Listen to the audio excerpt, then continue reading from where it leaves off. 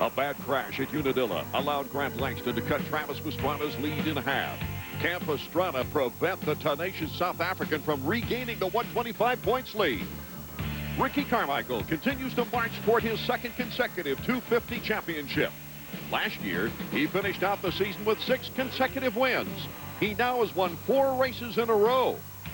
Can anyone stop his streak? We find out next on Speed World.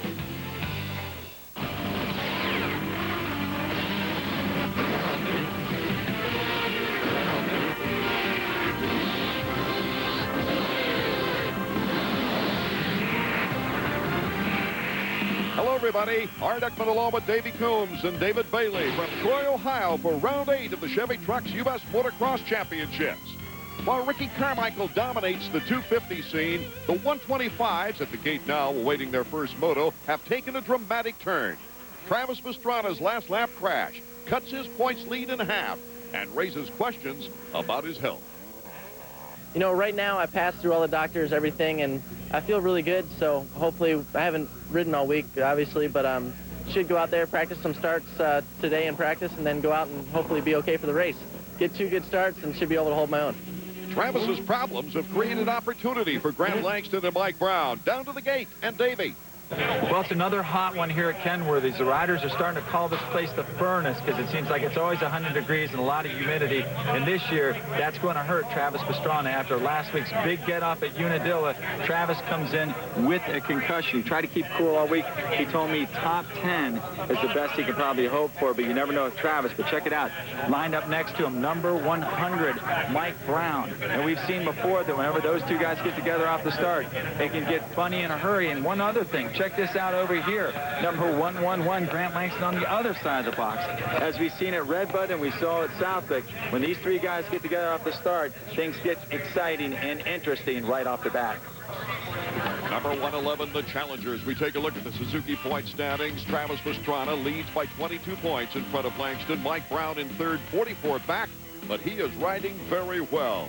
I'll tell you who else is riding well, Larry Ward. Until that second moto crash at Unadilla, he's been on a roll.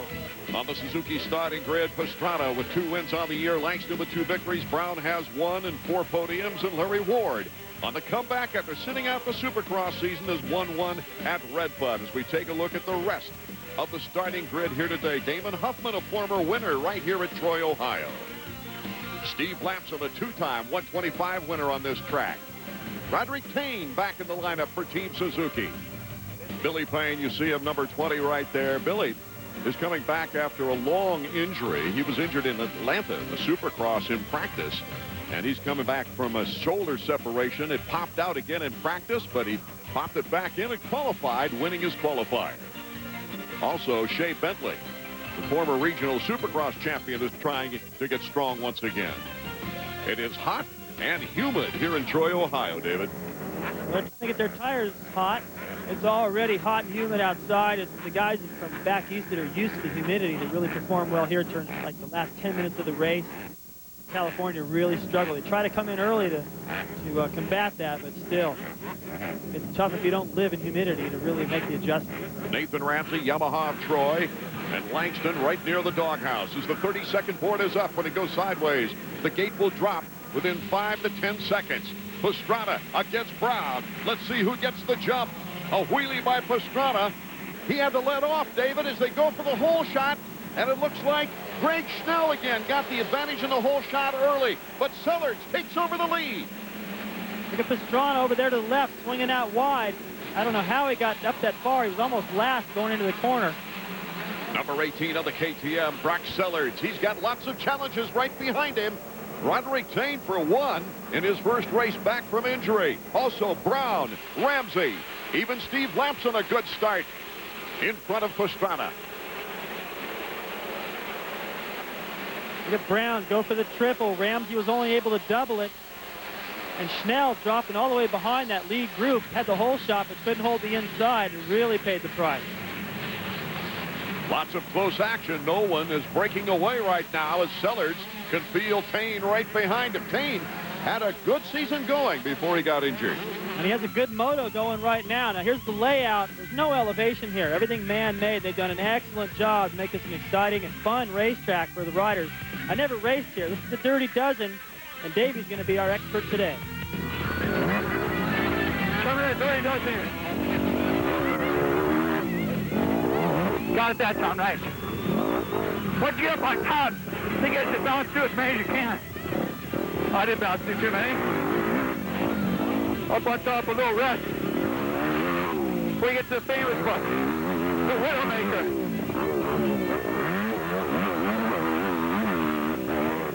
Not as hard as it was last year. Still, that was a very clean jump. You gotta be careful on that. Big climb in the bottom. Up around the S-turn. Hanging up on the jump shift. Most guys can slip out of that. Not carrying my weight enough. A lot of supercross obstacles, but very easy supercross obstacles. A track they made out of a cornfield, so all those obstacles are man-made. Very much like Supercross, and you can tell number 32, Roderick Kane, who became proficient at Supercross on the 125s, is now challenging Brock Sellards for first place here in the first 125 moto. Kane, number 32, makes a clean pass. And a new leader. Just out break. Sellards going into that corner. I think Sellards thought he had it covered, and Kane right down the inside, a little bit more aggressive. I don't think Sellards can really relax at this point. He's got Brown coming fast. He didn't have too much trouble in the Supercross either. Corner speed there was the impressive thing, and timing here isn't as important as it is indoors. Like Davey said, the Supercross obstacles are there, but they're not quite as difficult as what you see indoors. And take a look at this. Sellards already let off. You can see the Kane looks a lot more aggressive right there. You can't tell what they're doing with the brakes and the clutch because they got those hand guards on, but hard on the brakes, still able to get into that inside line for the pass. Kane with 2 podiums earlier in the season before his injury. A third in round 2 and another third place in round 3. Then a big crash in round 4. Here comes Brownie. This guy is all business. He is very focused after coming over from Europe. Round to the inside for second place. Here comes Brock Sellards back again. Oh, and the Dirty Dozen, it's back and forth. That was pretty clever by Sellards to get right back in there and take advantage. Now, Brown had a good idea. Sellards left the door open. Brown got right in there, made the pass, but he couldn't hold his line to the dozen and gave it back up. An exciting start with Grant Langston in 5th and Pastrana in back of him. We'll be right back with Roderick Kane in the lead.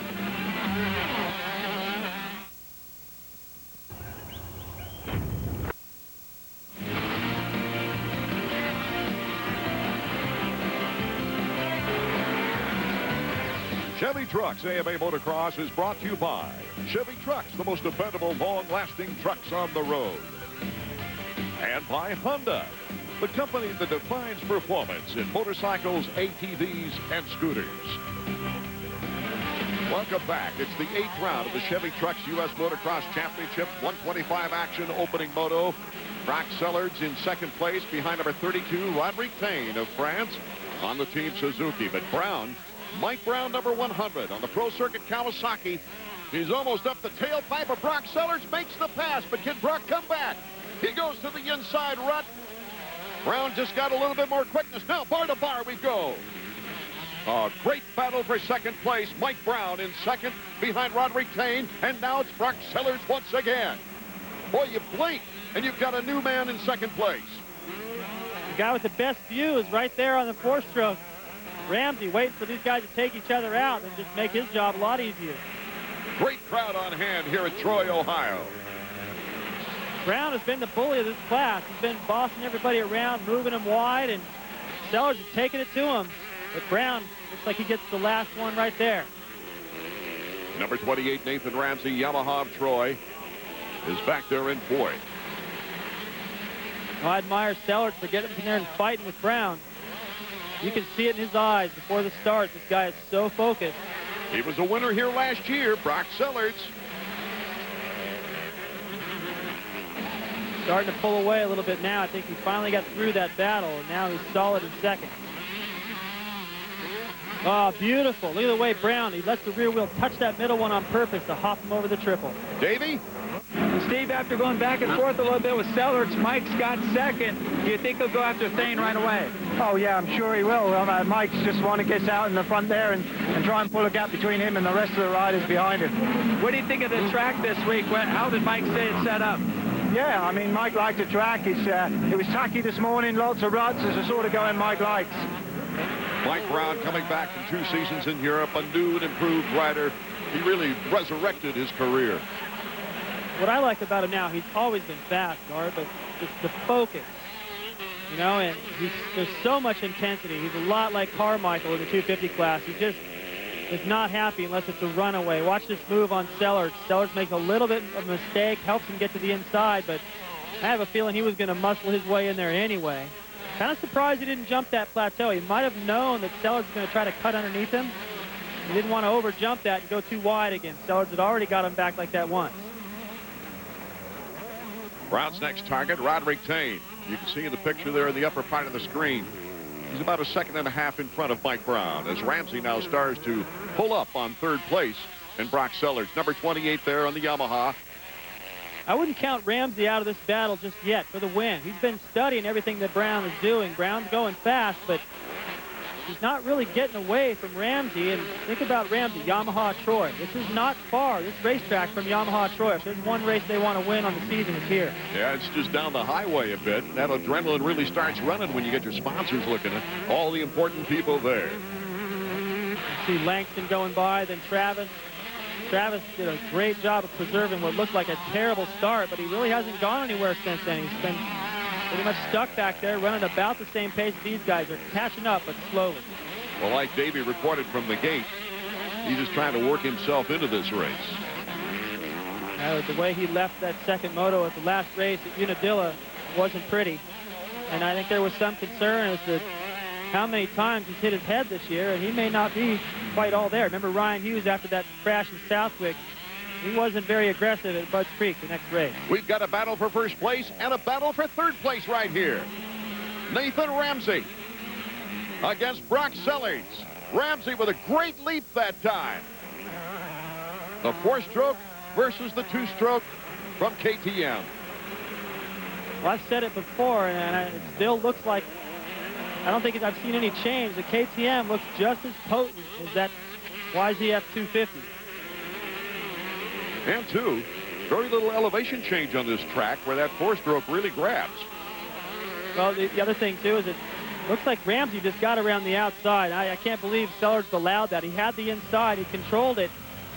And Ramsey was just that much more aggressive to get around him. Nathan Ramsey showing some fine riding skills. Moving into 3rd place. We'll be right back to Troy, Ohio after this. SBN Networks. Welcome back to the 8th round of U.S. Motocross from Troy, Ohio. This is our opening moto of the 125s. Roderick Thane in the lead, but now he's got some pressure from the Pro Circuit Kawasaki of Mike Brown as they go by the mechanics area. Maybe some trouble. Let's go down to the mechanics area to Davey Coombs. What about Ramsey? Guys, there's John Mitchell. That's Nate Ramsey's mechanic. You can see him counting off the riders. We are expecting Nathan Ramsey to come around right behind Mike Brown, but he hasn't. Apparently, he has gone down hard in the middle of the track.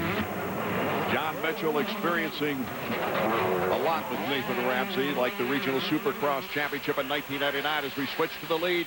Mike Brown puts the challenge to Roderick Thane, and he made it look easy, David. Well, Thane made it a little easy for him because he went all the way wide. I just don't know if he thought Brown was going to be able to get into that inside berm and slingshot out of there like that, but he did it a few laps to go. Maybe he's just not ready to take that kind of situation on. I don't think he's willing to give it to him, though, but check this out. As Thane comes into the corner, he aims for the outside. Brown's just too close for that line. You can take this one or this one at least. Get Brown just slingshots out that inside line, and that was a gift. So Mike Brown is our 3rd leader here in the early going of the 125 first moto. He might be the last one, too. You see he looks over his shoulder to check out the scene behind him. The guy's coming into that corner. Sellards, but no Ramsey. And Ramsey seemed to be the guy on the move, but now that battle of Langston and Pastrana is working their way up. Grant Langston behind Brock Sellards, and Travis Pastrana is behind number 111. The former GP 125 champion of last year. Brock Sellards still looking strong, though. He's got a teammate coming up on him now. Look at the way, look at that line of Langston. Just chopped a second off the lead just by choosing a better line. Sellards' win here last year was his second motocross win. His first one was 1999 at Washougal. He's just in front of Grant Langston. Langston in contention for the points championship, but Brock Sellards wants his third national victory. Now, this is late enough in the season where I wouldn't expect to see the pit board come out for Sellards and say, hey, you know what, just make this a little easier. There's the pit boards. Kind of anxious to know what they'll say. Watch what happens to Ramsey right here. He gets swapped out. That's where he made his pass before on his Sellards. Hops back the other way. Went for a ride off the track. Let's get more insight from Davey Combs. Slowly coming down to the pits, guys. Here is Nathan Ramsey. He was third place, one of the early contenders. Obviously crashed in the back section. You see him talking to his mechanic, John Bundy Mitchell. He's out of the race, but fortunately it looks like he's all right. And we've got a race as hot as the weather here in Troy, Ohio for round number 8 in the 125s. Mike Brown is our leader. There's Pastrana, and Pastrana is trying to keep pace with number 111, Grant Langston. They're now in 4th and 5th. Langston working on his teammate for KTM, Brock Sellards. Can't wait to see how this pans out. These guys get up into a fight, and Travis is able to get around Langston. That just is terrible teamwork. I think for Travis right now, all he really needs to do is just stay near Langston from here to the end of the series. He's still got a big lead. Doesn't really need to beat him at every race. Just don't let him get too far ahead. Put riders between himself and Travis. Ferry Ward up to 7th place now. Here we are a lap and a half or so later. Langston still the same distance behind Sellards. I don't see any sign of Sellards holding Langston up. But Travis is starting to close in now, and that's going to really tighten things up. That mechanics area is going to get real interesting next time by. That last lap crash wrenching a sure victory away at Unadilla. He's won this kid's height with that action figure of Travis Pastrana here in Troy, Ohio. Mike Brown continues to lead our opening moto. 4-4. Thanks for listening to me. Welcome back to 125 action. Our first moto from Troy, Ohio, round 8. In our motocross series, Mike Brown is the leader. Rather unique story in motocross, Mike Brown. I think you hear a lot of Americans like Donnie Schmidt, Bobby Moore, Trampus Parker maybe going over to Europe, win championships. But you don't hear about too many guys coming back to America and being as successful as Mike Brown is showing us here. Well, he's got one lap to go to win another moto. And you're right, Art. Even the guys that have gone over and won championships come back here and struggle. That's pretty much it. That's the end of their career. Mike went over there, didn't even win a championship. Now he's having some of the best rides he's ever had. And I think about, I draw the parallel with him and Tim Ferry a little bit. You know, guys that came onto the scene, looked like they had a lot of potential, but then just cruised for a while, and you think, maybe these guys aren't going to amount to much, but they're late bloomers. Brown's proven right now how talented he is. Mike Consents his 4th moto victory of the year. He had the 1-1 sweep at Budds Creek for his overall victory this year. Here's the battle for 3rd. It's a battle of KTMs, and Brock Sellards is still leading Grant Langston. Is that going to surprise you? It does. I thought when Langston caught him, that was going to be it. Just because Langston was a little bit better. But it seems like Sellards, who won here last year, as you already pointed out, has got this place wired, and he's not going to put himself in a position where he's holding up Langston and has to let him by in a point situation. He wants this moto, and he's earning it right now. Mike Brown looking flawless as he's way out in front of Roderick Tane. He's just floating around the track. Look at that. Just sets the bike down nice on the downside. I mean, this is only the last lap. He doesn't have to be that aggressive, but he's making everything look pretty easy. Usually, when you watch him ride, he looks real aggressive, looks like he's pushing hard. even when he has pushed hard in this moto, he looks really comfortable. There's Sellers in third with still Langston on his tail. Langston's really turned up the heat now. This is where I would be surprised. Langston could get in there and stick a wheel in here and there and still not get this position and this extra 2 points over Pastrana. Then maybe KTM will kick themselves later if he closes the gap and loses the championship by that much. Well, if it stays this way, Brown picks up 9 points on Pastrana, and Langston only 2. Mike Brown only a turn away from the checkered flag. A great ride from Michael Brown.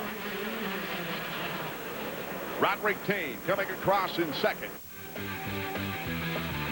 It'll be interesting to see what Davey Coombs gets out of Mike Brown after that first moto victory. Tane, Sellers rounding out the top 3. Langston, Pastrana, Fonseca, Huffman, Ward, Jessamine, and Kelly Smith, the top 10. Davey? Well, Mike, you were the first guy at the starting gate by about a half hour, and now you're the first one across the finish line. Good ride. Yeah, it was. You know, I got a good start for me. You know, I started probably 3rd or 4th, and just hung back there and got some good lines and made it to the front and just rode a steady race and when he used too much energy. Were you surprised by Roderick Tane being up there? Yeah, you know, he's a good supercross rider and he got a good start. And yeah, he rode a great race. Hopefully he can do it again. As far as the championship goes, I know it's a long way off, but you picked up a lot of points on both Langston and Pastrana. They finished 4th and 5th. Yeah, you know, that's all I need to do every weekend is just be up here in the front, and that's all I can do is win and get as many points as I can. So far, so good today. Yep, great. Thank you. What a second-place ride for number 32, Roderick Tane. Roderick, this is his first race since Bud's Creek when he got injured. A good way to come back. Let's go back down to Davey Coombs. Well, Roderick, what is it about this place? You do very, very well here. Yeah, I'm very happy. I'm impressed by myself because it's my comeback. I ride just since Monday.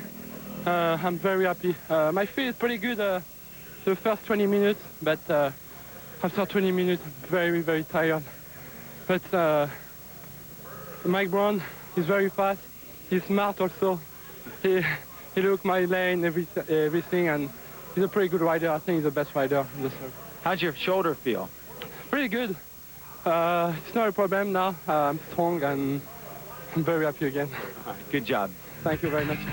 It was a battle of KTMs for 3rd with a lot at stake. And right here, Brock Sellers, who finally took 3rd, had a terrific battle as well with Mike Brown, the eventual winner. Let's go back to hear from Brock. Brock, that was a pretty exciting finish with your teammate Grant Langston. Yeah, you know, I don't know what happened. I got out to the whole shot, and I got a little tight. My whole body felt like, I just need to loosen up. And I lost a couple positions. I saved it a little in the middle, and then Grant started catching me, and it was just battle from there on out. Toward the end there, he came up behind you. Pastrana came up as well. Did that complicate things? I mean, he being your teammate and all, and those two guys racing for the championship? Yeah, you know, I thought about it a little bit. I didn't want to screw him up, but there's so many races left. One position doesn't make a big difference right now. It might in the end, but not right now. What about the second motor? Can you get after Brown and Thane? Yeah, my Red Bull KTM bike's getting out to gray hole shots. My mechanic, Mike Williamson's got it working good. Hopefully, you know, like always, get the Michelin tires off the hole shot first and see how it goes. Moto number 1 for the 125s in the record books. As we look forward now to the 250s, Mike LaRocco won this race back in 1994. He talks things over with his mechanic at the starting gate. Might he be the one to break up the Ricky Carmichael string of victories? It's all coming up next. Well, down here on the starting gate, Art and David, you're not going to believe it, but it's actually somehow gotten hotter as we get ready for the first 250 moto. The pre-race favorite's got to be Ricky Carmichael. He's got 4 race wins in a row. But I tell you, Sebastien Tortelli is just about due. Tortelli's had bad luck in the last 2 races, running out of gas at Redbud at the finish line and then crashing in the first moto at Unadilla. I watched him practice this morning. He actually jumped out behind Ricky. They had a few laps of dueling. We'll see if it can carry over into the main event. Tortelli wants this win bad. We've seen several riders have terrific motos and terrific events against Ricky Carmichael this year, but no one rider's been able to put more than 1 race together, as Ricky Carmichael in the Suzuki point standings has a 39-point lead. We talked earlier with Ricky. Gonna try to look to open that up this weekend and, you know, see what happens. like I said, it's a tight track. It takes a little more technique and skill to race this track, and I think it's more to my liking. To wrap it up before Steel City, and as well as to win some more races. You know, we still got 5 more races left, and you know, I just need to put in moto wins and build that points lead. Riders are at the gate. Let's take a look at the starting grid. Carmichael, Windham, Tortelli, and Ferry, the top 4 of the points race. As we look at number 5, Mike LaRocco, David Vuillemin also a win on the season. John Dowd, 1 podium on the 4-stroke KTM. Ryan Hughes on the new Honda 4-stroke. Stephane Roncada still in his first year of 250 action. Kyle Lewis, one of the top privateers that we'll see at the gate. And David, as we look at the rest of the 40-man field here in the 250 first moto, what's it like being at the gate, anticipating in this heat and humidity? Well, it's the worst at the gate. Once your gate drops, then you get going, you get a little breeze. You're sitting at the gate where the nerves are high, the tension is high, the pressure. You know what you're about to have to do, and the sun's just beating on you. Look at that. They're trying to keep these guys cool by waving the pit board. They got the umbrellas over these guys, cold rags, and all that smoke. Now, the race gas, I could never smell enough of that. That smells good, but the smoke of these tires, I feel sorry for the mechanics. Ricky Carmichael looking for his 2nd consecutive 250 win here at Troy, Ohio. Right there, we're back of LaRocco. That's Tortelli. Travis Preston to the left of Carmichael. Robbie Rayner, number 17, to the right of RC. The board is sideways. We're set to go for the opening 250 moto from Troy, Ohio.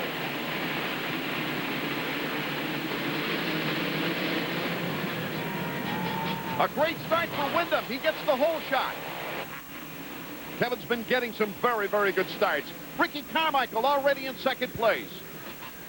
That's amazing to me. That's a that's a drag race in the first corner, and for the first time since I can remember, no 4-strokes, 2 2-strokes out front.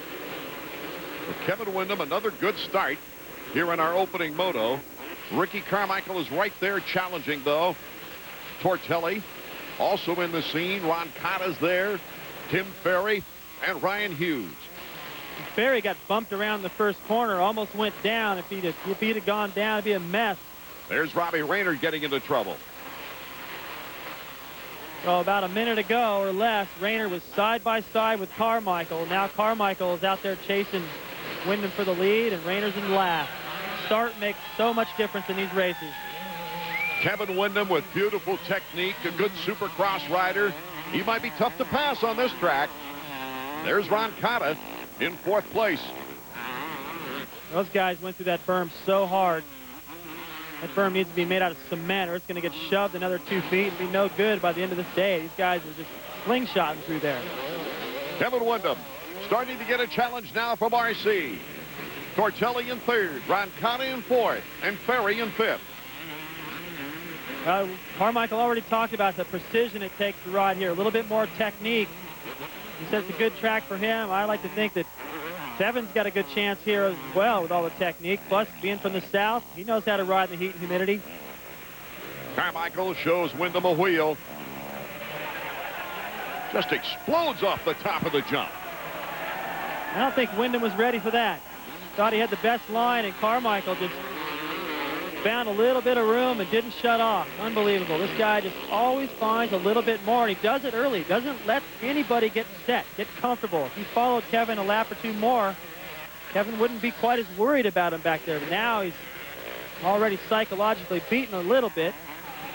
Really got to fight to get back around Ricky. Not very many people have been successful with that this year. Hughes has passed Ricky a number of times, but Ricky always gets him right back again.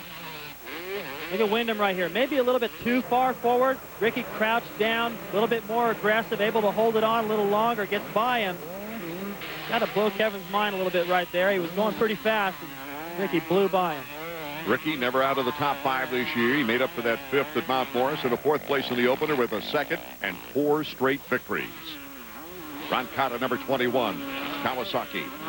Then Tim Ferry on the Yamaha before Hughes on the Honda, and Ferry goes off the track. Keeps it running, though. Remember, Davey talked about the Supercross sections of this racetrack being pretty easy. That's one of the harder ones. Timing's got to be just right there, and you go through all those shadows. It's hard to see your line. Got a little out of whack there, pay the price, but he's able to recover quick. Carmichael continues to dominate here in our opening moto from Troy, Ohio. We'll be back in a moment.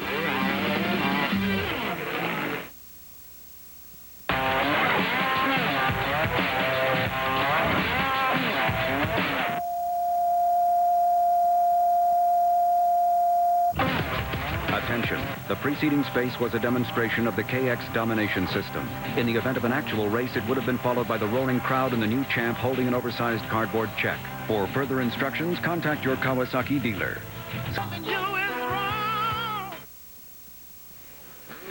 Welcome back to Troy, Ohio. Art Eckman, David Bailey, Davey Coombs bringing you the action as number 21, Stephane Roncada. Currently in fourth, trying to hold off the four-stroke of Ryan Hughes. Roncada, he was on the podium at Redbud, a third place with a 3-4 in the motos. Hughes took a second in that race. Davey Coombs for a look at the mechanical side.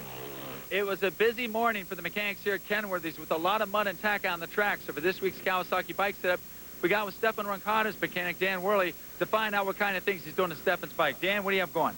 Well, track conditions are excellent today, Davey. First of all, it's really tacky, really ruddy. So we're going to run a lighter flywheel today just to help it get out of corners, along with a bigger sprocket on the rear, just to get the bike out of the corners as fast as it possibly can. And last and probably most major one today is carburation. It's really humid, and we just have to have the bikes working good. All right, we'll let you get back to washing the bike. For this week's Kawasaki bike setup, that's Dan Worley, Stephane Roncada's mechanic.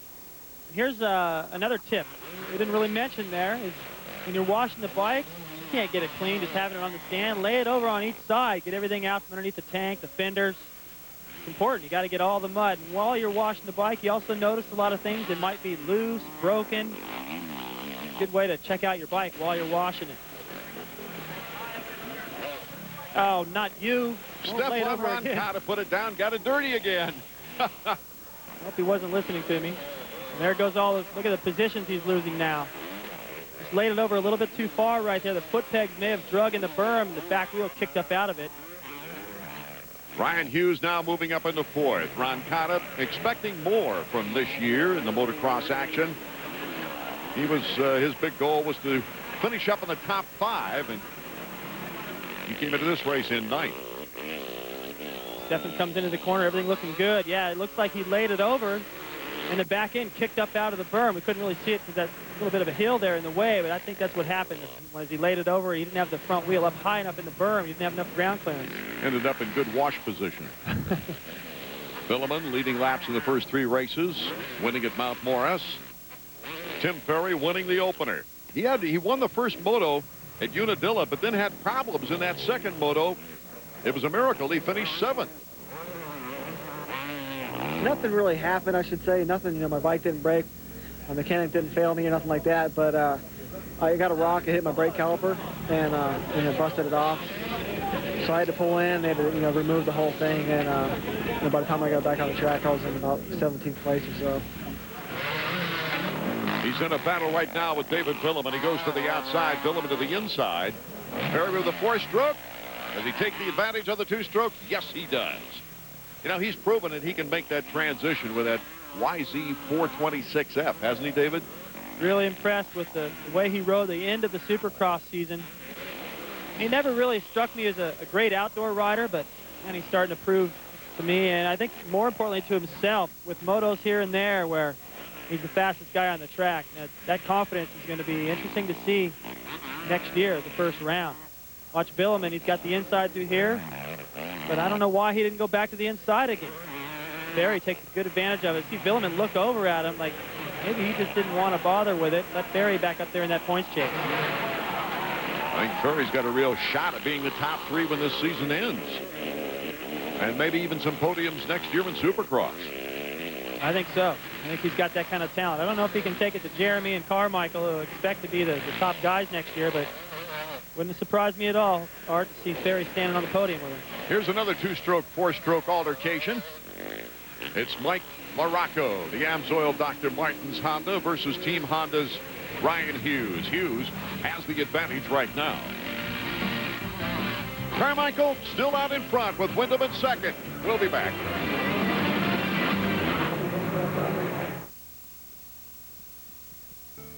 As Callahale's first... ESPN.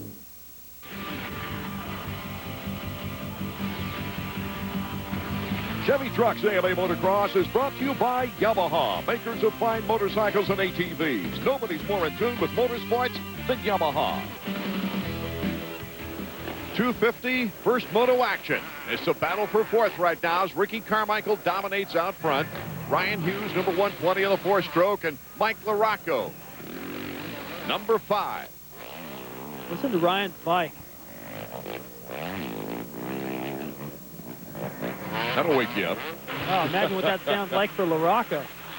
Here comes Mike. He just soon be in front of that sound. Mike LaRocco, he's got the edge as Hughes goes wide. He muscled his way in there and forced Ryan to that outside. Ryan had the good line going in, but LaRocco just, he wanted it more. You could see that. LaRocco's the only other 250 winner here at Troy besides RC, who is still active. Totally active, that is. Doug Henry won in '99 here. LaRocco's starting to pull away a little bit now. Tricky working his way through those shadows. Watch Mike. This is real shaded. He just comes into that corner so hot. He should be coming around that line, but watch what happens. He's going to square it kind of by accident and just gets a straight shot. That was a little dance there with Ryan. Ryan's like, you know what? I'm not arguing with you on that one. You can have it. Good choice. Mike LaRocco fighting through back problems recently. He's had good first motos, but double-digit second motos in the last 2 outings. Let's check in with our Honda profile.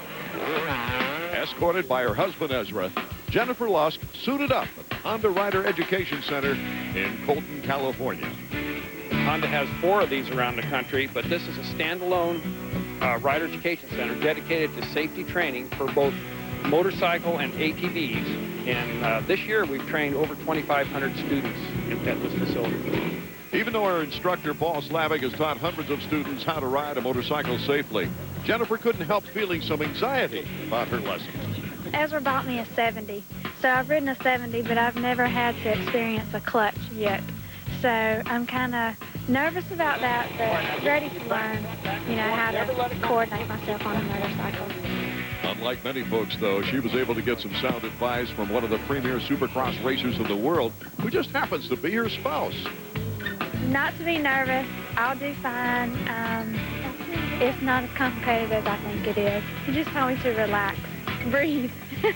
I just wanted to make sure she knew not to twist the throttle a little too much and fall off the back. You know, just ordinary stuff. I didn't want to see my wife fall on the ground. First, it was an intense lesson on the basics of motorcycling. Then it was time to fire up the Honda and go out and ride. I didn't realize you had to kick it so hard. I was just kind of going with the flow, easing into it. And once I kicked it really hard one time, it got really easy. Now it's no problem. I can kick it really hard and it starts up quick. Once the bike was started, it didn't take long for Jennifer to get the hang of riding. However, she was very grateful her first time came at the Honda Rider Education Center. This is great because I would probably never do this if it wasn't a place like this with somebody to teach me. I would never just go out and, you know, do it on my own, ride by myself, you know, with instructors in a closed area, you know, and I know it's safe and people are around me taking care of me. So this is good. And not surprisingly, she quickly moved to the head of the class. Jennifer did real well. I mean, she had absolutely no riding skills when she started. And you can see toward the end of the day, she was pretty comfortable. She learned how to shift. She knew how to start the motorcycle on it. She didn't even know how to start it from the very beginning. Well, I was kidding Ezra today. I said after we leave here, I'm going to go to the test track and pull off a triple. And we all laughed, but it'll probably be a while. I probably got a couple more years before I can pull off a triple. While a triple may be a little far-fetched, spending time riding a motorcycle with her husband is not. It would be fun to go out and ride trails, you know, with Ezra every now and then. And I don't think this will be my last time on the bike. It's really fun, and once I get the hang of it and I'm really comfortable on it, I'll be fine doing it, and they'll bring me to do it more with Ezra. It'd be cool for her to go out with me, and she won't have to sit at home, and she won't go to the malls maybe so much. Back to the action. Ricky Carmichael leads. Kevin Windham, number 14 on the Suzuki on the inside there, is in second place with Tortelli in third. Tortelli now looks like he wants second place. Now Kevin lost contact with Carmichael. Then you kind of get caught in no man's land. It's tough to really push herself. Now it's so hot out there, and I think he's probably trying to conserve a little bit of energy for the second moto, and he just got caught sleeping a little bit. Tortelli snuck up there. Oh, Ryan Hughes is off the track. Our reports are that he hit pretty hard. And he goes out of there, looks like with banners in the back wheel. He looks a little shaken up still to me, Art, and his goggles are on the handlebar. That's pretty much it for him for this moto, looks like. A tough break, because the last two races, Rhino showed us his best racing. Second at Red Bud, to fifth at Unadilla. He was racing comfortably with the leaders at that time. Here comes Sebastien Tortelli, Team Honda, knocking on the door of Kevin Windham.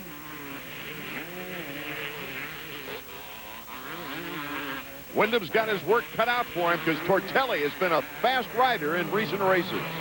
What an uplift it was at Unadilla winning that second moto for Sebastien Tortelli. Let's check in with Davey Combs. We heard a report from the other side of the track that Ryan Hughes has some banners in his wheel. You see his mechanic, Dan Bentley. He's pulled out a pair of snips. If Hughes pulls in, we will let you guys know. You're going to try and get some of the banners out of that wheel. At least here at Troy, they've got a long area for the mechanics. It's a good place to pull in. It's almost like a pit road here. There you see Hughes pulling the pits right now. Look at the banners wrapped up in that rear wheel down in the sprocket. I think that he's just going to call it a day, guys. Big crash for Hughes. He was running fifth. Now he's out of the race. We'll check a little later to see if he's actually if he actually stays on the track or does go back to the pits. Hard to see from that area right now. Mike LaRocco in fourth place. And you know how he always finishes a race. Wide open. Ricky Carmichael still our leader with Kevin Windham in second place. More 250 action from Troy coming up.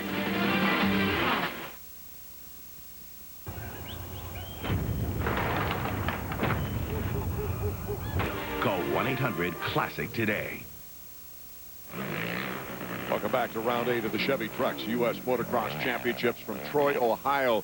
There's Tim Ferry currently in fifth. It doesn't appear that something must be wrong with that bike. Well, he's nursing it around. You see he doesn't have any power. Just a little puff of smoke right there. So, yeah, he's out. He might be able to still get in the top 20 just late in the race. Now he's stopping now, so maybe that's a bad sign. Nowhere near the mechanics area. Boy, it is. He hasn't had a double-digit finish all season long. Trying to restart it now. Could it be a cooling problem with this heat and humidity?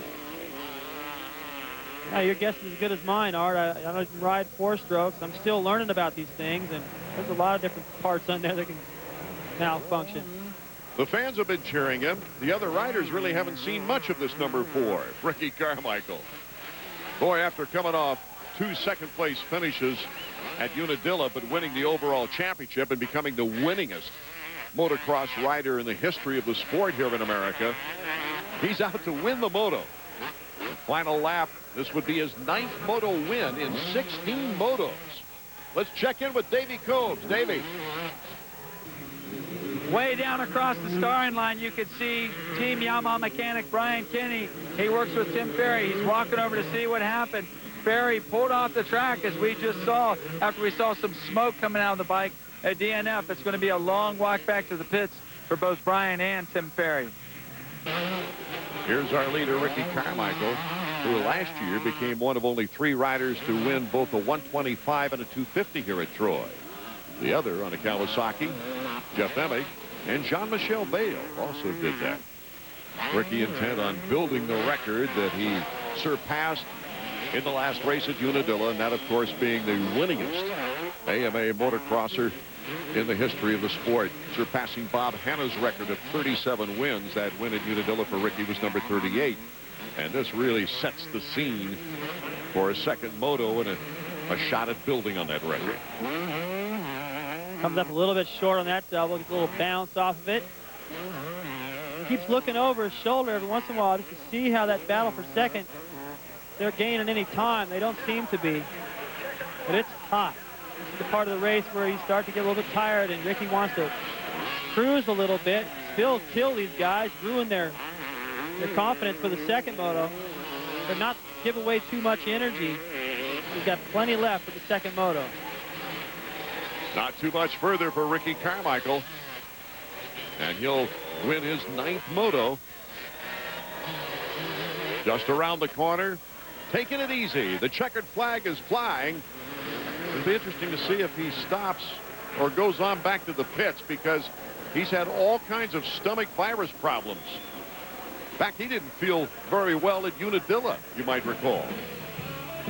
So it's Ricky Carmichael, Kevin Windham, and Sebastien Tortelli in our first 250 moto, with LaRocco and Stephane Roncada rounding out the top 5. Ezra up there in 6th. Let's go to Davey. Kevin, that looked like a hot one. It was, man. I wish I could have hung with Ricky, because I think the top 3, I don't know what happened to us, but we all kind of got spread out and weren't charging as hard as I definitely should have. I think I could have caught him, and upsets me, but it's the way it goes. From where we're standing, it looks like it's hard to make up any time out there. Track's good, the soil's good, but there's not a lot of lines. No, I mean, the inside's definitely faster in there. Getting rough in a lot of those deep ruts, so maybe in the second moto we'll have to move out, but who knows? I don't know. Right now, the inside's the fastest. All right, I'll let you go cool down. Thanks a lot. We'll let Kevin go back to the ice water and take that body temperature back down, as he had a brilliant battle with Sebastien Tortelli.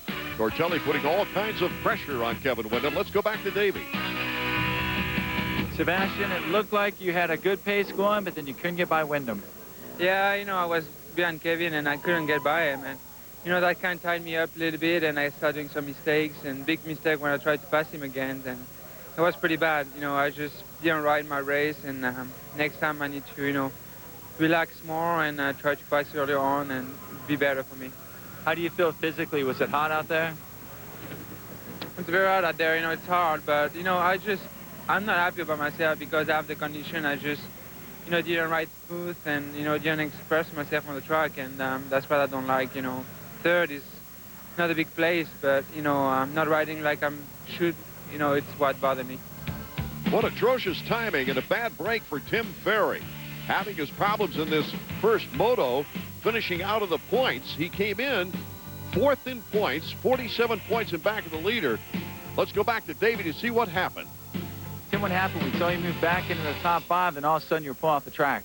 Yeah, you know, I don't know, about halfway through or something like that, I must have hit a tire or something with my radiator, or hit a rider and put a hole in it, and you know, finally deceased with like 3 laps to go, 2.5 laps to go. So kind of a bummer. It's last 2 weeks. It's something that not, you know, me, Yamaha, or my mechanic, you know, did wrong. It's just the way it goes, I guess. Good luck in the second moto. Thank you. So Ricky Carmichael adds 3 points to his lead over Kevin Windham. Windham finishing second right behind RC in that first moto. As we turn now to the 125s for their second moto of the afternoon.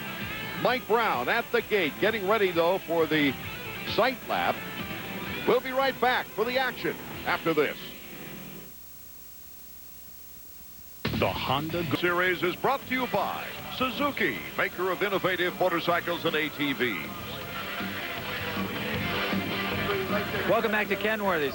The end of the 250 moto, we tried to get a word with Ricky Carmichael, but he rode straight past us and into the pits. It turns out he is feeling very sick. The heat has got to Carmichael. He's went into his motorhome. He's in the air conditioning, trying to see if he can ride the second moto, putting fluids in. As for his mechanic, Chad Watts, he said, we're just going to have to wait and see, but he's going to get the bike together anyway. We'll see if we get a word with Ricky before the start of the second 250 moto. Art and David. What an incredible win for Ricky Carmichael under those circumstances, as it's just going to get hotter later in the afternoon. It's really heating up now. Fonseca and Langston. Under the umbrellas, their crews trying to keep them as cool as possible as they get ready for their second and final moto. Mike Brown, he hit the shade. Well, you know what? He's been there, like Davey said in the first moto. He was there a long time before everyone else. He's been there like 20 minutes. There's Travis trying to stay loose. That's not too big of a problem in the heat like this. He already looks overheated. This week's Suzuki Flashback focuses on the 125 race from Kenworthy in 1994. Number 22, Ryan Hughes, got the whole shot in the lead in Moto 1. Later in the moto, number 1, Doug Henry, the 1993 125 national champion, would pass Hughes for first place. Hughes crashed, falling out of the top 5. The real battle was with number 20, Damon Huffman, and number 17, Ezra Lusk, both riding Suzukis. Huffman passing Lusk for second place. This crash, number 6, Jeff Emig, would leave him unhurt after coming up short on the jump in the back section. Win went to Henry. Moto 2, Ezra Lusk got in front until 22. Hughes and number 4, Steve Lapson, got by Lusk, pushing him back to third. Later in the race, it was a Damon Huffman charge. He passed Hughes. Next was Suzuki teammate Lusk. Huffman then took on Steve Lamson. Huffman into the lead. This win was Damon's second overall of the year, with the other one coming at Hangtown. That was history. Now we're about ready to make history. Number 100, Mike Brown, looking for a sweep after taking the first moto here in the 125s. Trying to take the glory away from number 18, Brock Sellards. You see him with the umbrella over his head. 32nd board up, ready to turn sideways. Will Pastrana rebound and stop the point slide. How about Grant Langston? We're off and running. Brown got pinched off right away. A great start for Damon Huffman. Oh, carnage in the first turn. That's Shea Bentley, only a couple of races back. Andridge is another rider, and Billy Payne, it looked like, got mixed up in it, maybe. Shea walked off to the right. That's his mechanic.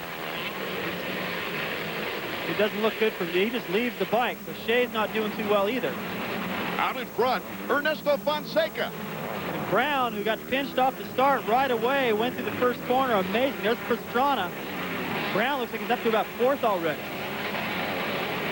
Mike Brown is out for a sweep here in Troy, Ohio. Let's go down and check in with Davey Combs. Davey? Pretty crazy start there in the second 125 motor. Still laying in the first turn are Billy Payne and Derek Shea Bentley. Both those riders just came off injured reserve. In fact, Payne only rode his first national since last year while Shugel at Unadilla a week ago. They're still down. As for the main contenders, Pastrana got away about 10th, but Langston is further back about 20th. We'll see how that plays out. Check the start once again, David. Well, see over here to the right, Payne and Shea get together. They're hooked up right there, locked bars, end over end. At least it happened to the outside. The rest of the pack got through there clean. And Brown, he came in about mid-pack and came out smelling like a rose. Pastrana did the same thing the first moto. Fonseca being pursued by Brock Sellards. Sellards, another great start on that KTM. This could be considered his home track. New Philadelphia, Ohio, he's from. So he's glad to be back home at a place where he won last year. I've said it 100 times. There's something about coming back to a track where you've won. And you just feel good in the rent-a-car on the way there. You go out and practice, and you just remember feeling like unstoppable. Right there, Fonseca can feel him coming. He looks over. If he can get around Fonseca and check out a little bit before he gets Brown on his tail, that'd be a big plus.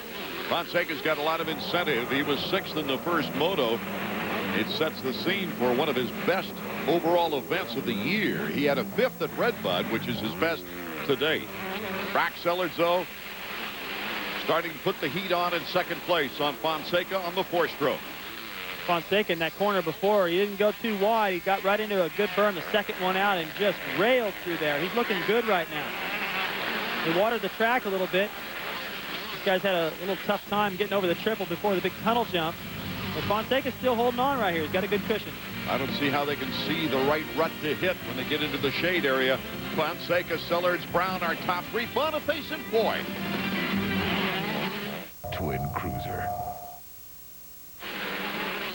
We're back in the heat and humidity of Troy, Ohio for the second moto of the 125s after Mike Brown took the first moto. He's in third right here behind Brock Sellards. Out in front, Ernesto Fonseca. And pulling away a little bit. Seems like as Brown get around Sellards. I don't know. It's not like Brown has put so much pressure on Sellards that he's being held up. Sellards is holding his own right now, but you can see that Fonseca has stretched it out a little bit. This is more his style racetrack, plus that Yamaha Troy thing. And a little bit of surprise behind them, and Steve Boniface, AMSOIL Honda's representative from France. Here comes Brownie. Very aggressive move. Bar to bar they go in the timing section. Sellards doesn't want to give it up, but Brownie's got the edge on the inside. He tripled in there. Plus he had the inside already. Tripled in. That pretty much solidified that pass. But the way he got out of that corner, he was all over Sellards. Johnson used to do that to people. He would just ride their rear wheel out of a berm. Usually when you get into a corner, it gets tight, and at the exit, it separates again. Brown didn't let that happen. Sellers doesn't want to let him off the hook. Look how close Brown is right here. Look at the space. And he's looking right through Sellers at the line he wants to take. He set that up perfect. Goes right to the inside, and he still managed to triple that. And this guy is not kidding around. Mitch Payton's crew doing quite a job in that Pro Circuit Kawasaki of Mike Brown, number 100. So Brown in second place now has all eyes toward Ernesto Fonseca. You know, David, last couple of races, they've had their run-in. Yeah, that's right. It's Redbud. That wasn't a run-in. That was a takeout. And Unadilla, he ran him off the racetrack. You know, you can look at Brown and go, hey, that may have been a little bit of a dirty move. But Fonseca left the door wide open and kind of invited him in there. And you can see the intentions of Brown. I think Fonseca knows that now. So being out in the lead, having Brown coming, he's got a shot at getting back at him a little bit in case Brown is able to get up close. There's Brown, Sellers, and Boniface. Boniface under the tent of Mike LaRocco at AMSOIL Honda. They thought he had the potential, and right now he's showing it. Yeah, he kind of reminds me of Akira Narita. You know, just every once in a while, the guy just runs at the front and shows all kinds of speed, but it's not that consistent. Right now, he's got the potential to post his finest moto of the year. His best previous is 7th at Redbud in the first moto. Boniface best overall. Whoa. Keith Johnson, that's Keith R. Johnson of Albuquerque, New Mexico, over in the mechanics area. I was going to say Boniface's best overall was a 9th at Budds Creek. And he went 10-8 for that. So that was a consistent ride, and right now he's learning a lot. It's got to give him so much confidence to know that he's hanging with Brown and Sellers, who just lit it up the first moto. This track holding together pretty well. Lots of predictions that it would run up a little bit in the second round, the second motos for the 125 and 250s, but it's held pretty tight. Now it's hard enough packed. Once it develops the line, it doesn't get much deeper than that. It just gets a little choppier. I love this section. Let's check into the mechanics area. Davey Racer X Combs. How about it, Davey? Take a look at another one of the early casualties in the pit area. That's Paul Curry of the Plano Honda team. He's got his shirt off. I think that's because it's hot, not because he got ripped off. Part of another early crash. You see him explain to his team personnel right there. Curry on the sideline. We got Larry Ward, the old man, out there in the heat. I say old man. He's coming back after sitting out the Supercross season, but boy, did he show us something at Redbud. His first win of the season and the first for the YZ250F and his Moto XXX team. He had a string of second places going there for a while. Then he finally got an overall.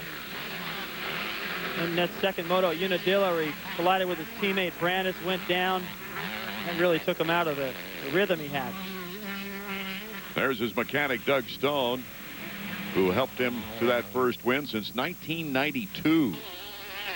Number 100, Mike Brown in second place. Trying to pull up on our leader, Ernesto Fonseca, and he's doing a pretty good job of it right now. Got a little left there over that double out of the corner. Almost hit that blue barrel, and listening to his bike, Art, Peyton has got that thing running good. It sounds potent. And chasing that four-stroke, I think that bike has kind of motivated Peyton to get some more power out of Brown's bike. Our Suzuki trivia question, what year did Guy Cooper win the 125s here at Kenworthy? The answer when we get back. You must be my soul. Answering the trivia question, Guy Cooper did it in 1991. Here's the battle for the lead. Fonseca trying to hold off Mike Brown. Brown gets a good cut on the berm. Bar to bar we go. Can it be the four-stroke or the Pro Circuit Kawasaki? It's the Pro Circuit Kawasaki right now, a new leader in our second moto. Mike Brown wants another sweep. And just one more time, proving to Fonseca, get out of my way. And Fonseca did. So he owns him now. I'm anxious to see how Fonseca retaliates if he can. He's got to be a little bit motivated to get back in there and stick a wheel in somewhere. Maybe more than that. Fonseca trying to come back to regain the lead. The young man from Costa Rica, who has won a regional 125 Supercross title, but hasn't mastered really the longer motocross tracks yet. Or Mike Brown. Mike has just owned it. Every time they get near each other, Mike gets the better of him. Did I hear he's going to Honda, Fonseca? I think so. I think he's signed with those guys, and looks like he's going to be riding the 250 Supercross full-time and the semi with Carmichael. Possibly the 125's outdoor. I haven't heard for sure yet, but it sounds like he's going to be Honda next year. And it'll be interesting to see what Mike Brown decides. Here comes Fonseca. Back into the action. I like it. Ernesto Fonseca. Oh, he could have put him up in the weeds. Well, that was a birthday present, because Mike Brown did the opposite a couple of races ago. The crowd's going crazy right now. The battle for first continues. Well, you got to hand it to Ernesto. He stepped it back up. Brown had a faster pace. Caught him, tried to pull away. Ernesto caught right back up. Here was a golden opportunity. Look how far he jumps. Bottoms out. You can tell he was mad. He wants to get back in there and repay Brown a little bit. Let him know, hey, you can't just push me around.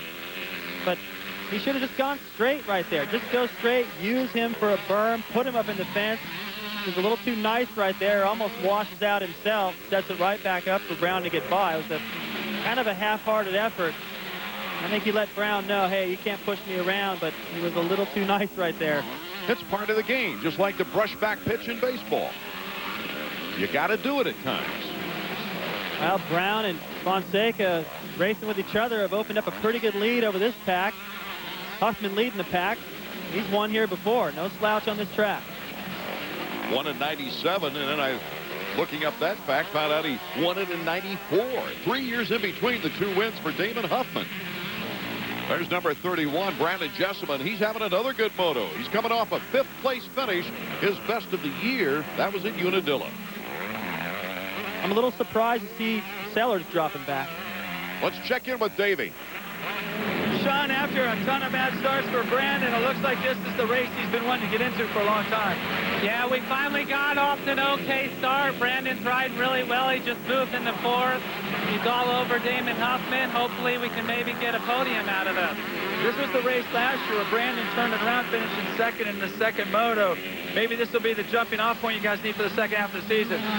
Yeah, that's what happened last year, and he's riding really well now. Hopefully we can finish there, and next couple races do well as well. So hopefully things go good for us and get some better starts too. Damon Huffman, who really likes this track. Everybody said, well, that's because he's mostly a supercross rider back in the old days. Winning twice, has stepped up the pace. And Jessamine is trying to take advantage of that right behind him. These guys really picking it up after the first moto. Got a good pace, moved right around Sellers. He started off good. He started off in second, but he couldn't match these guys' pace. They pulled away a little bit now. Earlier, Windham was talking about possibly 2 lines developing as the track wore down, and you could see in the berms that there are 2 pretty good lines right now. Yeah, some corners with 4 berms. I love that. You got choices like that. And then look at that right there. Jessamine going to the outside, puts him to the inside the next corner. Just kind of catches Huffman by surprise, lands on the power, already opened up the gap. So Jessamine really going good here. A super move by Jessamine. He's a little bit like Boniface. You know, maybe there's something going on over there with that team. I don't know what it is, but every once in a while, Jessamine just steps in here and just shows us something brilliant. Watch this. What he's going to do is triple into the corner. Huffman can only double it, so he's got to aim for that inside berm. Jessamine ducks right around him. Good clean pass. Puts him on the inside of the next corner in case he wouldn't have gotten that much room ahead of him. He would have had that inside. Just elbow Huffman out of that inside line and still make the move. Outstanding move by Jessamine, as he is now currently in 3rd and looking strong for his best moto finish of the year. The battle for first is on, though. Mike Brown still has Fonseca. Fonseca shows me something now. Now he's showing Brown something, too. Brown looked over his shoulder, thought Fonseca might be trying that inside again, covered the line, so now he's riding defensive. The fastest guy on the track lately, Brown, is being hounded by Fonseca. This is the fastest I've seen Fonseca go the whole national series. And you know why? Because he's mad right now. Brown, Fonseca, Jessamine are top 3. Langston Moving into 9th, Pastrana still in 10th.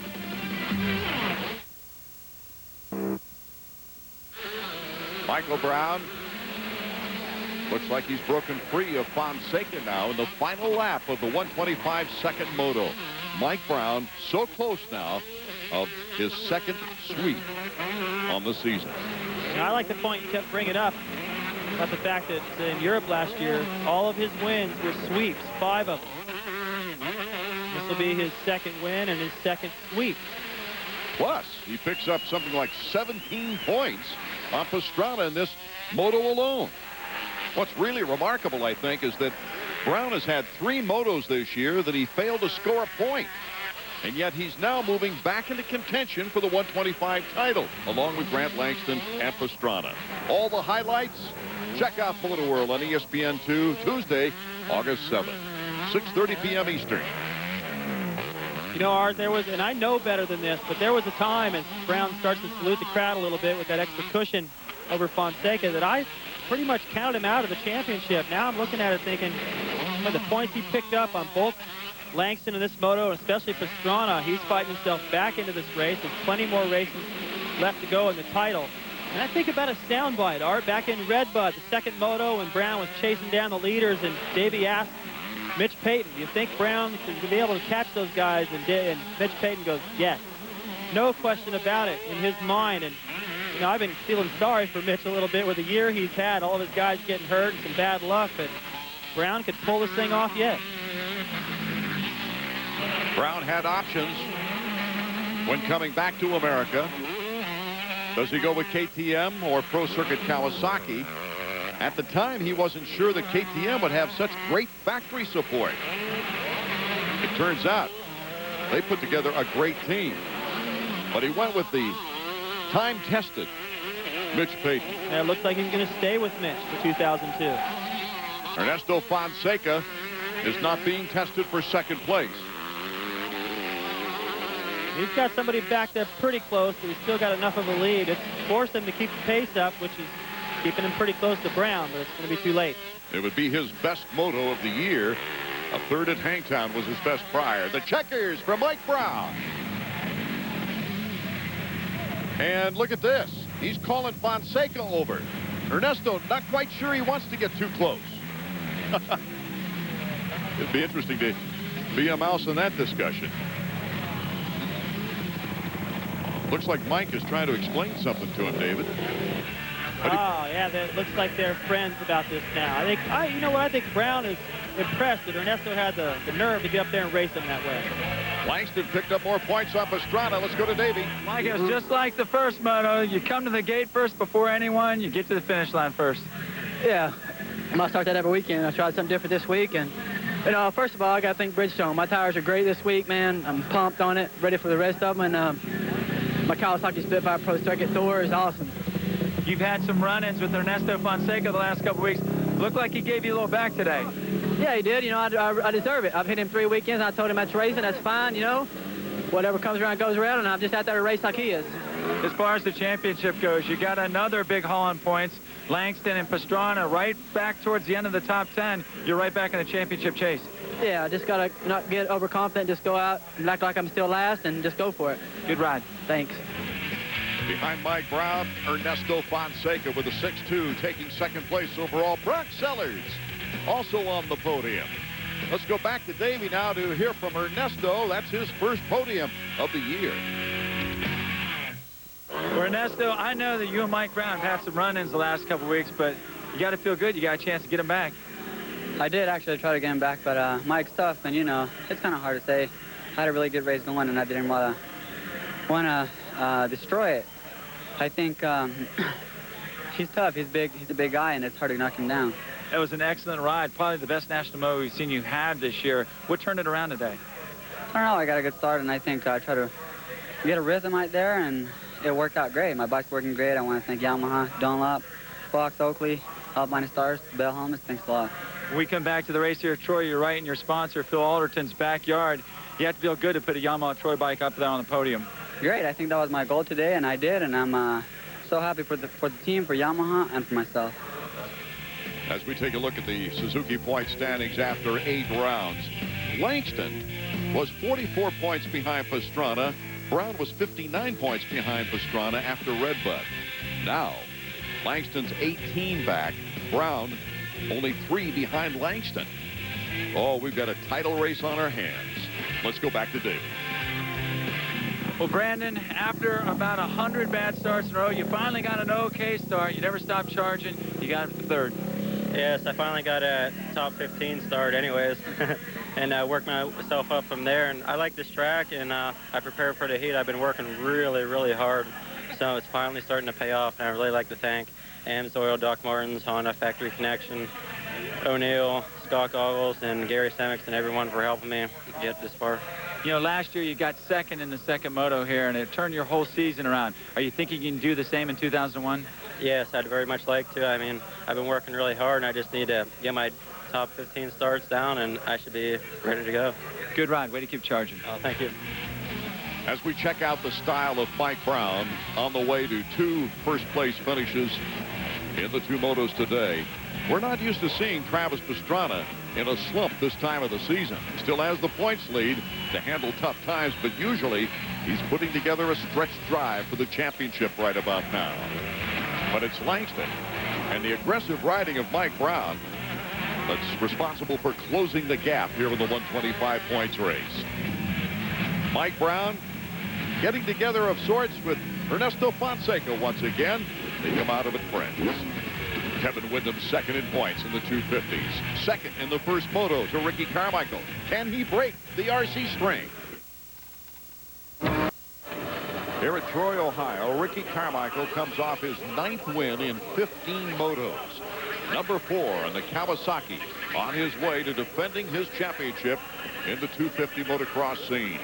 But there are concerns about his condition. As we approach the second moto, let's find out from Davey Combs.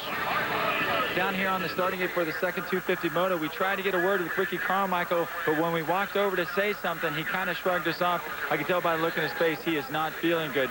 The heat is just coming down right now, and I don't blame Ricky for not wanting to talk. However, he's got a championship to win, so he's going to try and race, but even though the second moto hasn't started yet, Carmichael looks like the first victim of the heat here at Kenworthy's. It was a tremendous first moto with all kinds of interaction. As we see here, Kevin Windham holding off Sebastien Tortelli for second place right behind Ricky Carmichael. And in this heat and humidity, it takes a toll. You've got to replenish the liquids and cool off the body. See all that water sitting on the ground. He's got to drink all that. Plus, he's replenishing the electrolytes right there with that Gatorade. That was between motos, and right now the riders of the 250 class are on the cement pad warming up the tires. That's David Vuillemin, 934. Most of the Europeans having reservations about the cement pad. They're just not used to them in Europe. Only time I ever started on was at Southwick, and I never got a start inside the top 20. Then I raced on cement in Japan. Got whole shots every time I raced there. So I don't understand that. Something to do with Japanese cement. I guess. Ricky Carmichael, despite his condition, a stomach virus, and the heat, tries to go 2 for 2. Ryan Hughes right next to him, number 120. Sebastien Tortelli, number 13. We're off and running. Second moto. Roncada gets caught behind. Tim Ferry. Great start for Ferry and Hughes and Dowd. Carmichael got stuck on the inside. See him way over there to the left. Came out pretty good behind LaRocco. John Dowd on the big KTM has moved into the lead as we look at the pack that follows.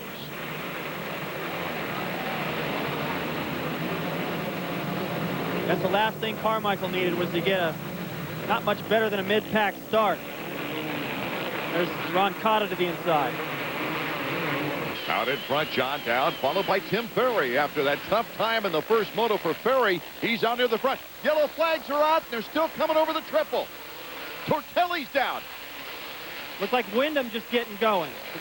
That's the second week in a row now. Tortelli having to come from last in one of the motos. He did it at Unadilla in the first moto, last to 5th. Trying to get his clutch lever spit. Try that while you're riding down the track. This guy has the worst luck. So you have the second and third finishers in the opening moto having to fight from behind and fight through the traffic. You know, the plus there, though, is Carmichael didn't get that great a start either. Here comes Tim Ferry. Ferry versus Dowd out front. Hughes is right behind him. 3 strokes. We need earplugs anywhere near that pack. Sounds like a 4-stroke national. But Tim Ferry not letting that first moto bother him. Carmichael moving up pretty good. He's already up there with Lusk, LaRocco. Those guys have carved through the pack in his first half a lap. There's Dowdy 16 and Hughes 120. I'll tell you what, I feel sorry for the guy in 4th. He better be wearing a chest protector. Ryan Hughes now starting to make a move on John Dowd. Here comes Hughes. Rhino doing the job. You know, we thought he pulled off or went back to the mechanics area in the first moto. No, he stayed out there for a 13th place finish. Typical Rhino. It didn't look like he was going to continue the race. Really had his bell rung heavy. Well, he faked Davey out. Davey thought that he's out for the moto. I kind of did too. He still continued on the track. He had no goggles, but he hung in there. I'll tell you, he's one of the tougher guys. He has no trouble with the heat. He lives in Temecula. He practices in the heat, the hottest time of the day on purpose. Ricky Carmichael also with that humidity in Florida.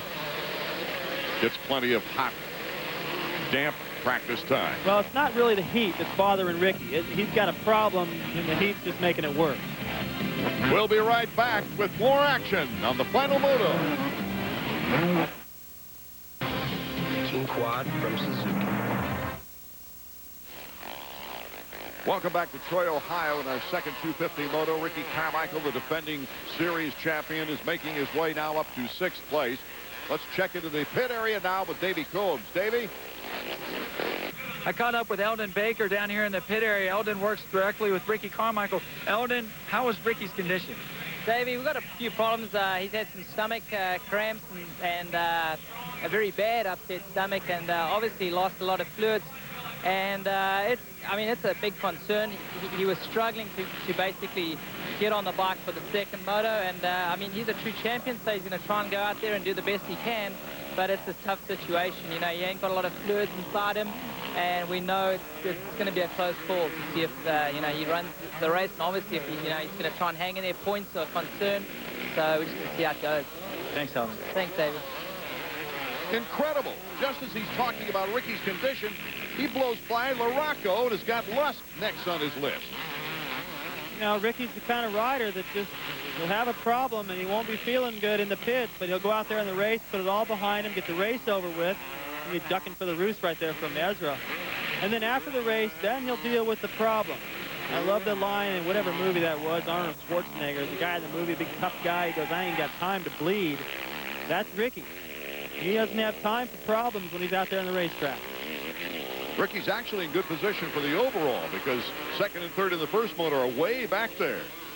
Watch this. Ezra Lusk just landed in front of Ricky under power on the downside of that double and shot a roost up in Ricky's face. He knew that was coming and ducked for it. Sometimes these guys do it on purpose, right here. You could do it right there. Give somebody a face full just to get them off your tail. I used to do it on purpose a couple times. If somebody irritated me a little bit or was bothering me, give them a face full and get a little breathing room. Of course, it's coming back to you someday. You know that. Two old friends, quite likely changing teams next year. Lusk to Kawasaki and Carmichael to Honda. As we get set for the 2002 season. Oh, looks like Rhino behind the banner slipped out. He was in 2nd place. That moves John Dowd up to 2nd. These guys are in the battle for 3rd. And like you said, Art, it's possible. Oh, look at Ricky. Just shoots off that jump. Bar to bar we go. Who's going to come out of it in the corner? Carmichael moving toward the inside with Dowd up in front. And Carmichael, a great move on Ezra Lusk. And going into the shadows right there, just slammed into that berm. Lusk has got to be back there going, I can't go much faster than this. And trust me, when these guys have a looks like Carmichael takes advantage of John Dowd right there. He gets a little out of control. And now Ricky goes over that plateau, looks to his left. He's looking at Ferry. From 4th to 2nd place.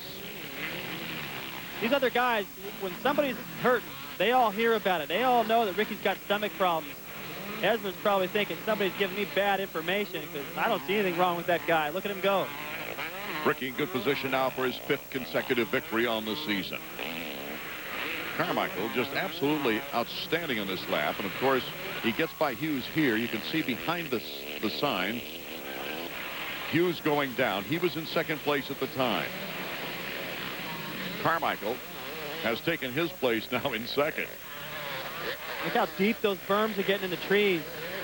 3 or 4 berms in every corner, and this is all wide open here, so it's only hard to pass because everyone's so good now. They all know what each other are thinking. And Carmichael somehow always finds his way to the front, even if he has problems. This would actually be the 4th consecutive year Ricky Carmichael has won here at Troy. He won in 98 and 99 on a 125. Tim Ferry has checked out. He's our leader. Digital monsters.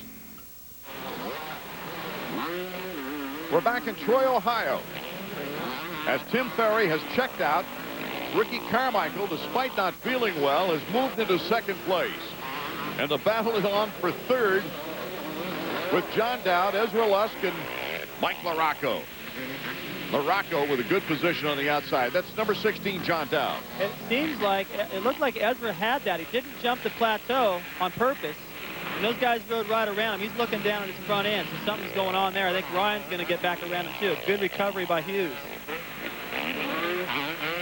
So Hughes' crash was a simple slip out as compared with his bang-bang play in the first moto. Carmichael already out of that corner, pinned, going after Ferry. So Florida out front again. And I keep saying, what's the deal with Florida? It used to be if you were from Florida, you couldn't win anything. The only guy I ever think of that win was Kenny Keelan, and it was in Florida that he won. I finished 2nd to him in both motos. John Dowd ahead of this 3-rider train. He hooked up with a privateer effort with KTM support after the numbers game had him sitting out the Supercross season. Ryan Hughes in 5th. He's a never-give-up type of guy. Boy, there's a couple of that. All these guys are fighters, and they're all veterans. You know, of course, we talk about John Dowd being the old man. I don't really like to call him that, but he is. Well, he holds all the geriatric records in the sport. Oh, all right. And then, sorry, you got me there. Well, you got John Dowd back there. He's 35. He's getting up there, and John Dowd, and Ryan Hughes back there. These guys have all been around a long time. A lot of experience. Look at that. Oh, good experience move on LaRocco from John Dowd. Trouble in the pits, Davey? Take a look down here in the mechanics area. Ezra Lusk is pulled into the pits. Ezra off to a good start. They're looking at the front brake thing. Ironically, this is the exact same. Oh, you saw it burn Mike Oster's hands. This is the exact same thing that happened to Tim Ferry last week at Redbud. He had to pull off in the 2nd moto with a broken front brake assembly. So you see them trying to get it off. It looks like his front wheel is locked. Yeah, I thought something was wrong. Ezra kept looking down, and he slowed down. And, you know, this is a mess for Gosler. He's burned his hand already. And by the time they figure this out, he may drop outside the top 20. He might not be able to work his way in and get any points at all. So this may all be for naught. Still out there with a good battle. Ryan Hughes takes John Dowd, number 16, and Mike LaRocco now makes Dowd a Honda sandwich. Well, not for long. Pretty impressed with the way Hughes has come back. That first moto, he had a bad crash, sat there a long time. Looked like he was going to pull out of it. Watch this outside move. Slingshots right around. Catches Dowd by surprise. Dowd's like, where'd he come from? Has to flinch and leave a little room for Rhino to get around. So now Rhino, after going down this moto again, just pushing a little hard in that tough rut before the 6-pack, is able to recover and get back in there and keeping pace with the guys out front. Here comes Mike LaRocco with great timing in that section. And he made it look easy getting around John Dowd. Dowd knew it, too. He went a little bit wide, looked over. He's like, nah, forget it. I'm not going to fight with that guy. But if he can match their pace, you know, learn a little bit, put in a good moto, pick it up a little bit, he should be able to hold off the guys coming up from behind. Looks like maybe Vuillemin starting to close in on him. For those of you just tuning in, Ricky Carmichael won the first 250 moto. And Tim Ferry has checked out here in moto number 2. Mike LaRocco tries to move up through the ranks. We'll be back with more action from Troy in a moment. When Suzuki introduced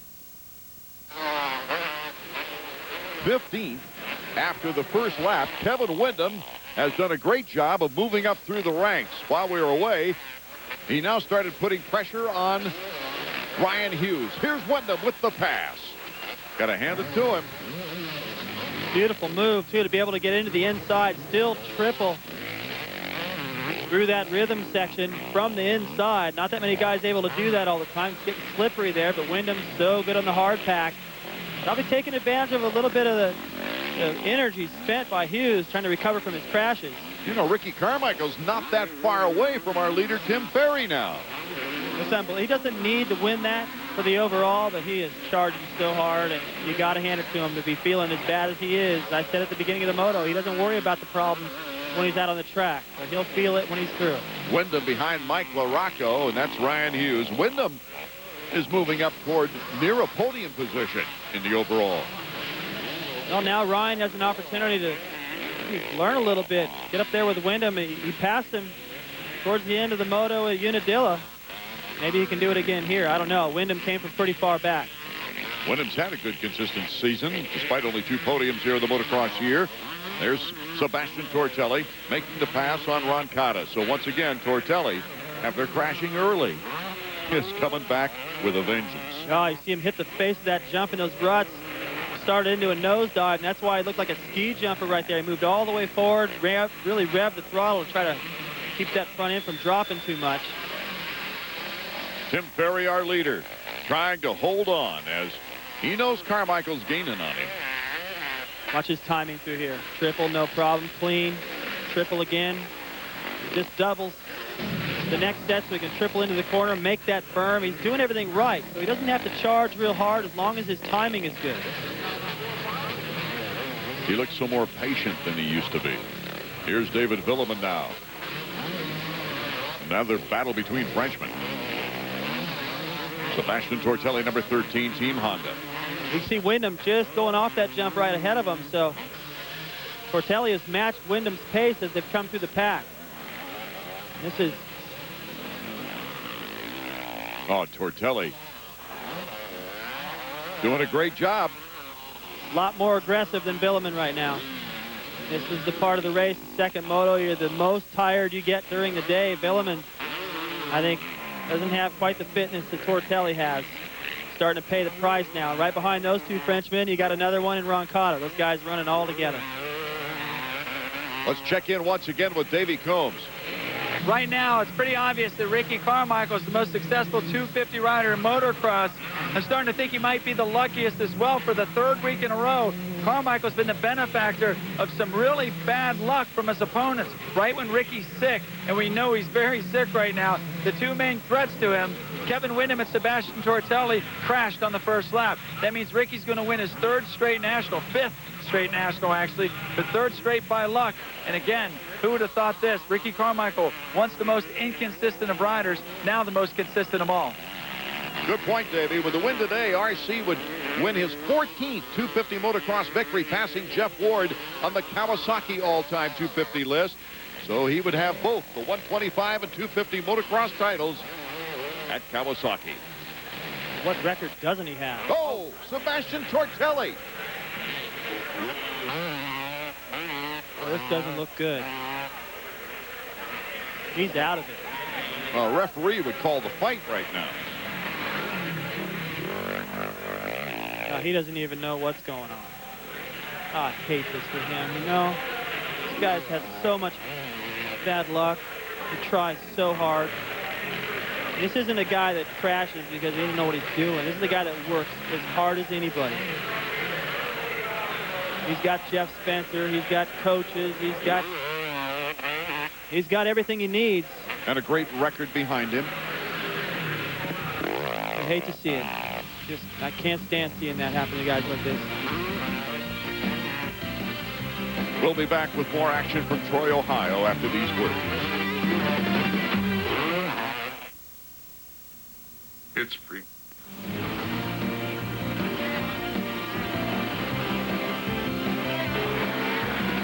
Chevy Trucks AMA Motocross is brought to you by Chevy Trucks, the most dependable, longest-lasting trucks on the road.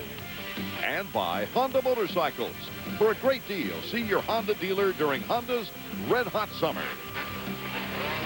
Welcome back to Troy, Ohio, and it's Tim Ferry who's redeeming himself from a real tough 31st place in the first moto. He's leading, but Carmichael has really picked up the action, chipping away the time of Tim Ferry. It looked like he went to pull a tearaway a while back. That thing's flapping. You can hear it, too. It distracts you a little bit. You're going to have to find a point to reach up and get that thing loose. And Sebastien Tortelli recovering on the sideline with the medics. That's his wife just leaning in there. Jeff Stanton also leading in. Boy, is it possible to try too hard? This guy. Well, I don't want to kick a man when he's down, but, you know, he and Ezra both. They work hard. They want it. They're fast. They got the talent. They got the bike, I think. You know, I mean, a lot of guys on Hondas are crashing. I don't know if that's something there, but yeah, I feel bad for him. After that scene at Redbud where he's trying to push the bike up over the finish line and some bad luck. You know, the rest of it he's brought on himself, but here he's just trying to recover from it. You know, he got together with Windham. And he's trying to make up for lost time, and I think he was trying too hard, but you sure don't like to see stuff like that happen.